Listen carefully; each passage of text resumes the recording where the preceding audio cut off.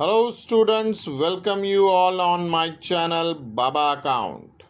बच्चों, आज से हम आपके लिए एक नया वीडियो सीरीज़ लेके आए हैं जिसमें हम आपको अकाउंट्स के चैप्टर्स सिखाएंगे। इसमें सबसे पहले चैप्टर है non profit organisation final account. बच्चों, जैसा कि आपको पता होगा, ये चैप्टर सीए फाउंडेशन कोर्स में बड़ा ही इम्पोर्टेंट रोल रखता है, as well as state board of Maharashtra के 12th स्टैंडर्ड में क्वेश्चन नंबर 6 12 मार्क्स के लिए इस चैप्टर से एक प्रॉब्लम सॉल्व कर दिया जाता है। बच्चों, सीबीएसई में भी इस चैप्टर का इंक्लूजन था, बट आफ्टर कोरोना इसे डिलीट कर दिया गया है। बट मैं रिक्वेस्ट करूंगा कि ये चैप्टर सभी बच्चों को समझना ज़रूरी है अगर आप 11th-12th अकाउंट्स पढ़ रहे हैं तो। आइए इस चैप्टर के बारे में थोड़ी जानकारी लेना शुरू कर देते हैं। बच्चों, हम आपको इस चैप्टर को बेसिक से सिखाएंगे ताकि ये चैप्टर के प्रॉब्लम जब आप सॉल्व करें तो उसमें आपको कोई डिफ़िकल्टी ना आए।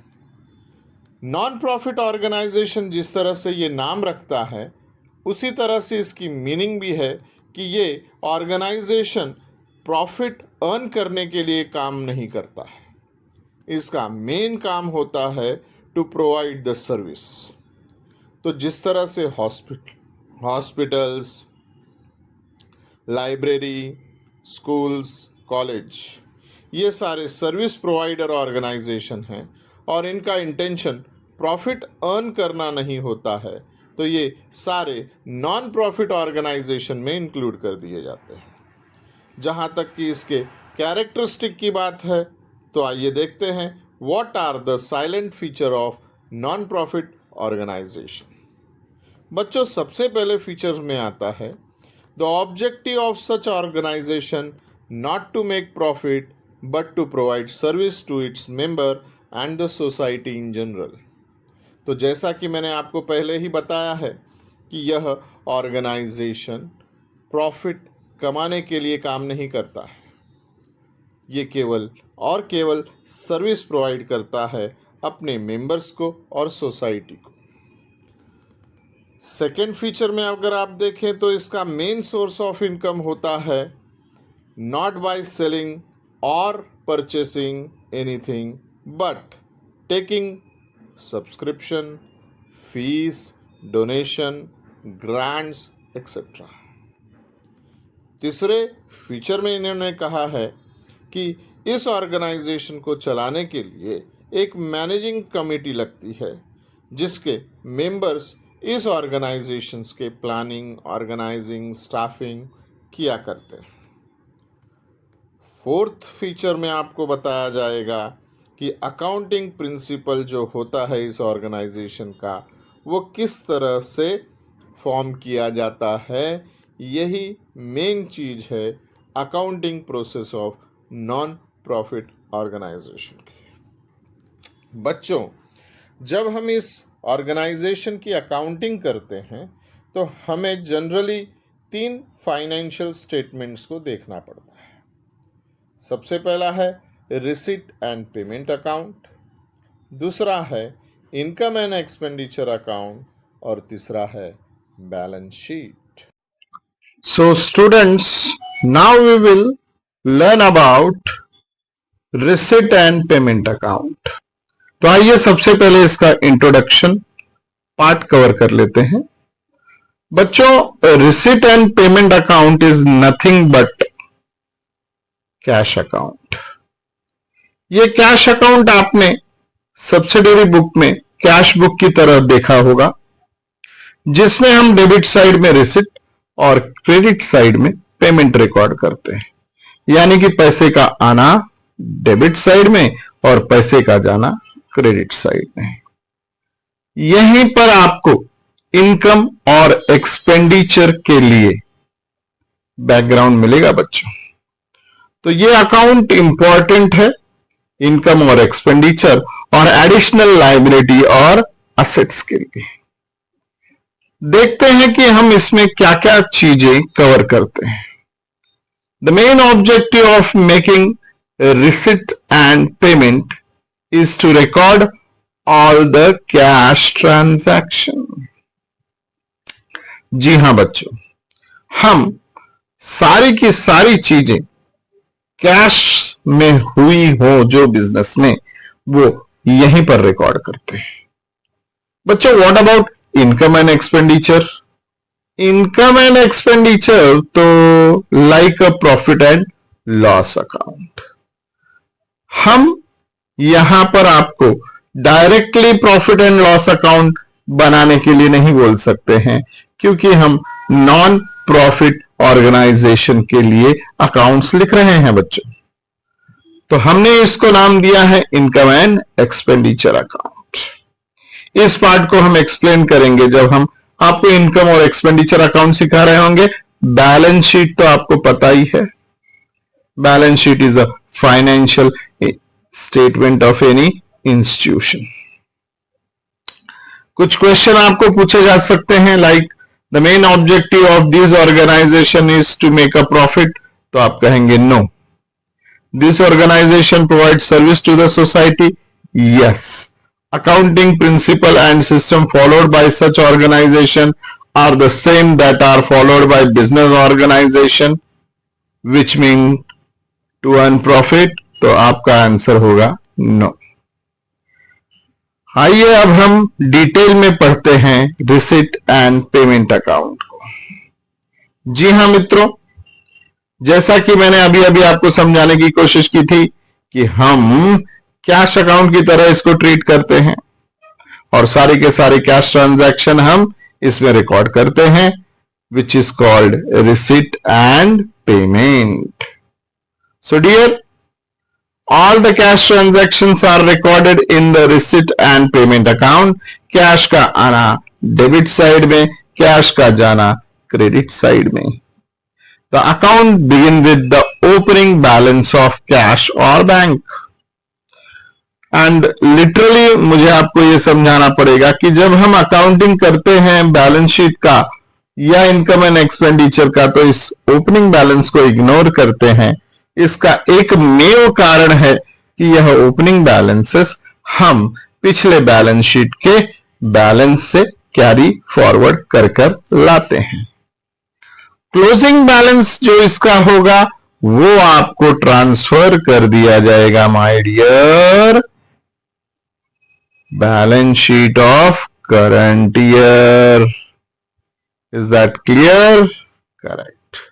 फ्यूचर में आप देखेंगे कि कैश बुक की तरह इसे हम प्रिपेयर करते हैं और जो बैलेंस है वो आपका कैश बैलेंस होता है। The summary of all cash transaction of a year not under the various head. अलग अलग जगह पर लिखने से अच्छा हम इसको एक ही जगह पर लिख देते हैं बच्चों। थर्ड फीचर में अगर आप देखेंगे बच्चों, तो ये सारे कैश ट्रांजैक्शन रिकॉर्ड करेगा। फोर्थ फीचर में cash transaction of revenue nature and capital nature both are recorded. अब कई बच्चे मुझे पूछेंगे कि सर ये जो रेवेन्यू नेचर की बात हो रही है और कैपिटल नेचर की बात हो रही है, इसका मतलब अगर आप हमें समझा देंगे तो ज्यादा बेटर होगा। तो बच्चों, जो रेवेन्यू नेचर होता है वो रिकरिंग होता है। Revenue nature is a recurring. अब कहेंगे ये रिकरिंग नया वर्ड क्या है? Recurring means bar bar, continuous. Is that clear? Continuous होते रहेगा ये चीज, ये रेवेन्यू पे लागू होता है। और कैपिटल नेचर यानी एक बार, केवल एक ही बार हम असेट्स खरीदते हैं और उसके बाद उसे लॉन्ग लाइफ यूज करते हैं। So capital nature one time and revenue nature recurring यानी बार बार लगातार। लास्ट है it begins with opening balance which is given in the opening balance sheet. आइए बच्चों समझने की कोशिश करते हैं कि need of preparing receipt and payment क्या होता है। Every non profit organisation are based on cash system. Accounting system जो होता है इसका कैश होता है। So receipt and payment account are very important for this. It is a summary of large transaction during the year जो आपको इस organisation में बताए गए हैं, वो सारे के सारे एक साथ हम रिसिट एंड पेमेंट अकाउंट में ले लेते हैं। ओपनिंग और क्लोजिंग बैलेंस के बारे में जानकारी मिल जाती है। रिसिट एंड पेमेंट इनकम और एक्सपेंडिचर के अकाउंट और बैलेंस शीट के लिए हेल्पफुल माना जाएगा। Every organisation follow the single entry system, that is cash system, so receipt and payment account needs to be prepare. बच्चों हम यहां पर फॉर्मेट देखने की कोशिश करते हैं रिसिट एंड पेमेंट अकाउंट का। तो जैसे कि आपको पता चल रहा है कि डेबिट साइड में हमने रिसिट को लिखा हुआ है और क्रेडिट साइड में हमने पेमेंट को लिखा हुआ है। बच्चों रिसिट 3 तरीके से होगा, पेमेंट 3 तरीके से होगा। रिसिट में आपको इनकम मिलेगी, लाइबिलिटी मिलेगा और सेल ऑफ असेट्स। पेमेंट में आपको expenses, purchase of assets and payment of liability are shown. Opening balance and closing balance of cash accounts are recorded in this account और जो opening balance है वो debit side में सबसे ऊपर मिलेगा, क्लोजिंग बैलेंस क्रेडिट साइड में सबसे नीचे पाया जाएगा। ओपनिंग बैलेंस को हम इनकम और एक्सपेंडिचर अकाउंट या बैलेंस शीट बनाते समय इग्नोर करते हैं क्योंकि ये प्रीवियस ईयर बैलेंस है जिसका utilisation receipt and payment account में किया गया है। बच्चों आई होप आपको रिसिट एंड पेमेंट के बारे में जानकारी मिल गई होगी। आगे हम पढ़ेंगे इनकम और एक्सपेंडिचर के बारे में। स्टूडेंट हम कुछ स्पेसिफिक अकाउंट के बारे में जानकारी लेने की कोशिश करते हैं जो एनपीओ के रिसिट एंड पेमेंट अकाउंट में यूज किया जाता है। इसमें से सबसे पहला कंसेप्ट है सब्सक्रिप्शन। जी हां स्टूडेंट्स, सब्सक्रिप्शन एक इनकम का पार्ट है नॉन प्रॉफिट ऑर्गेनाइजेशन के लिए। इसे हम कई बार फीस भी कह सकते हैं। So subscription should be written on the receipt side of the receipt and payment account. ये सबसे इंपॉर्टेंट भाग। इसके बाद हम देखते हैं कि जो अमाउंट है करंट ईयर में रिसीव्ड जो हुआ होगा वो सारा का सारा अमाउंट हम सब्सक्रिप्शन में लिख देंगे। I hope you understand this is the major income for non profit organisation. बच्चों नेक्स्ट आता है एंट्रेंस फीस और एडमिशन फीस। अब एंट्रेंस फीस ये भी एक रिसिट है। अब समस्या यहां पर आती है बच्चों को कि एंट्रेंस फीस को हम इनकम करें या कैपिटलाइज कर दें, यानी कि लाइबिलिटी में लिखें।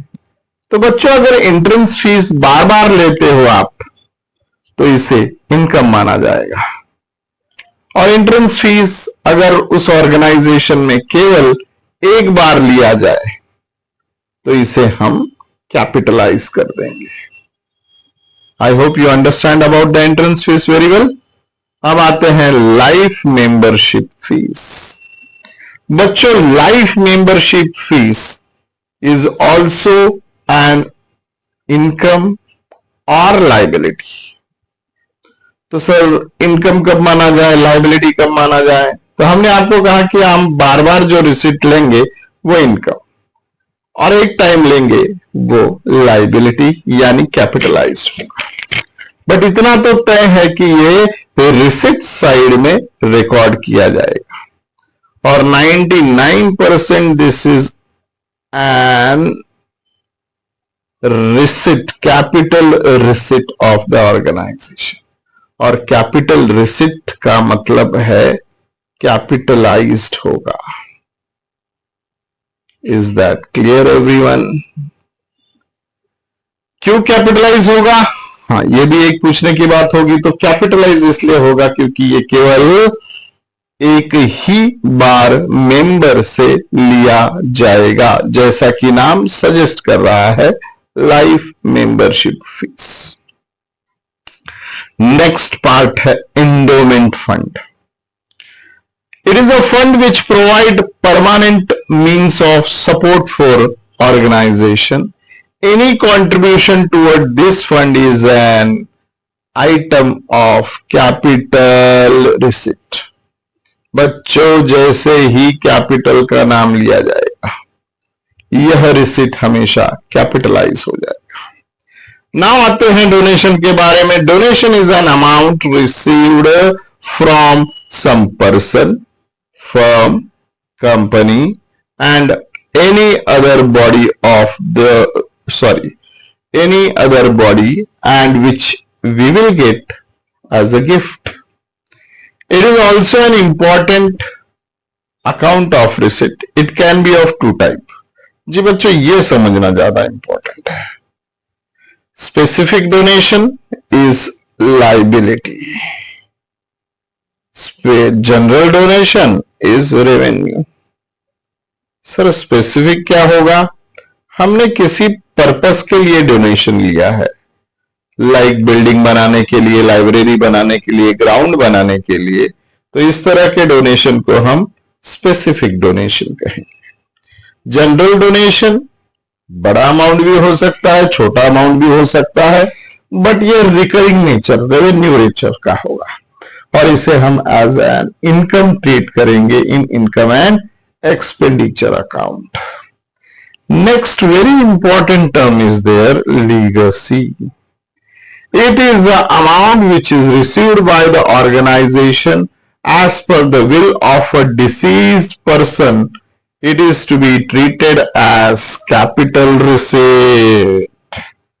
ये वर्ड पे ध्यान दीजिएगा, capital receipt means capitalized. It is the amount received by an organization from the will of deceased person. कोई आदमी मर रहा है और उसने डोनेट कर दिया अपने किसी भी ऑर्गेनाइजेशन को उसकी सारी प्रॉपर्टी, तो उस अमाउंट को हम कहेंगे legacy. So it is a capital receipt.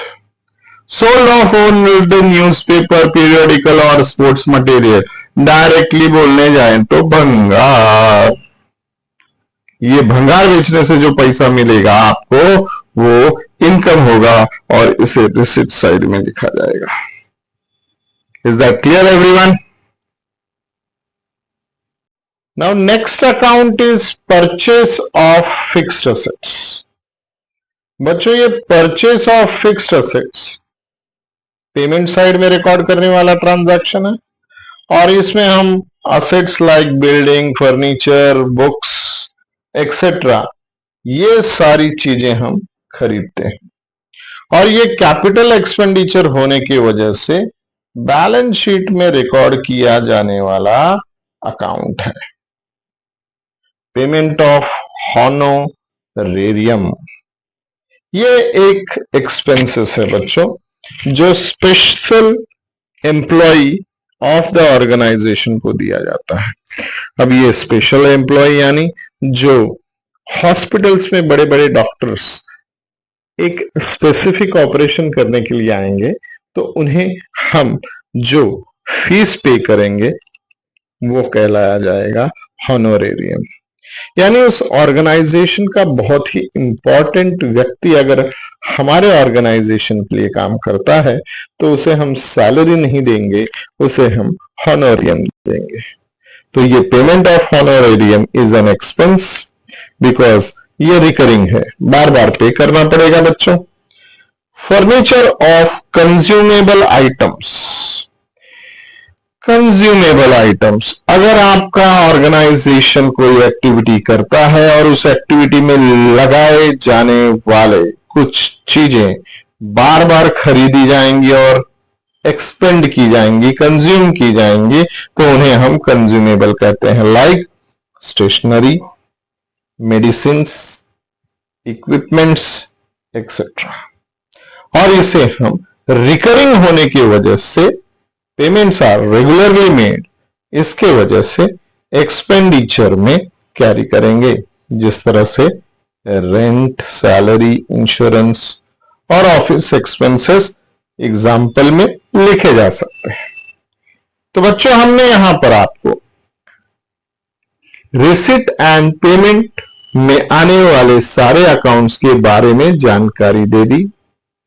आइए अब हम देखते हैं कि रिसिट एंड पेमेंट प्रिपेयर करने के लिए किन चीजों की जरूरत पड़ती है, यानी किस तरह के स्टेप्स लिए जाते हैं। First step, cash and bank balance from the previous year, यानी लास्ट ईयर की बैलेंस शीट पे हम यहां पे डेबिट साइड में ट्रांसफर कर लेंगे।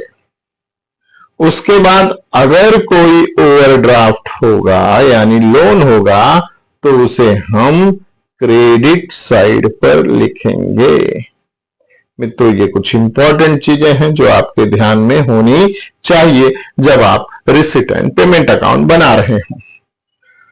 Amount shown under the head of subscription donations should be written on receipt side and salary, rent, purchase, ये सारे पेमेंट साइड में लिखेंगे। एंड इसके बाद आप the amount comprise only of cash transaction और कैश रिसीव्ड और paid will be recorded in this cash and receipt payment account. There is no distinction made between revenue nature and capital nature. पैसा जाना, बस एकमात्र पैसा आना, ये एकमात्र आपका ऑब्जेक्टिव होगा अगर इस अकाउंट में आपको रिकॉर्ड करना है तो। Finally this account balance deducting the total credit side from the total debit side and the balance will be transferred as balance carried down। दोस्तों, आई होप अब आप रिसिट एंड पेमेंट अकाउंट को बनाने के लिए तैयार हैं। जितने भी कैश ट्रांजैक्शन होंगे उन्हें आप इस अकाउंट में रिकॉर्ड कर सकते हैं। अगले वीडियो में हम सीखेंगे how to create income and expenditure account, और उसके नेक्स्ट वीडियो में बैलेंस शीट किस तरह से बनाया जाएगा। So I hope you like this video. Please subscribe अगर आपने सब्सक्राइब नहीं किया है, कमेंट और लाइक जरूर करें। इससे हमें पता चलेगा कि हम इस वीडियो को किस तरह से बना रहे हैं, किस तरह से ये वीडियो आपको हेल्पफुल है। ये सारी चीजें आप कमेंट में जरूर लिखिएगा मित्रों। इसी आशा के साथ ये वीडियो को मैं समाप्त करता हूं। Thank you so much, take care, bye bye, be healthy and wealthy.